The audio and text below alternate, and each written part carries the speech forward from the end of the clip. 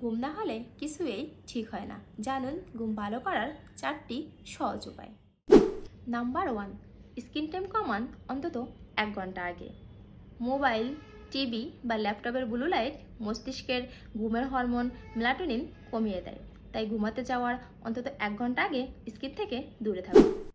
Number 2, ঘুমের সময় ঠিক রাখুন।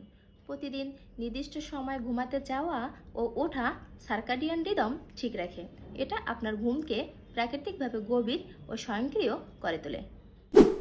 নাম্বার 3, সন্ধ্যার পরে ক্যাফেন এড়িয়ে চলুন। চা, কফি বা চকলেটের মতো ক্যাফেনযুক্ত খাবার সন্ধ্যার পরে এড়িয়ে চলুন।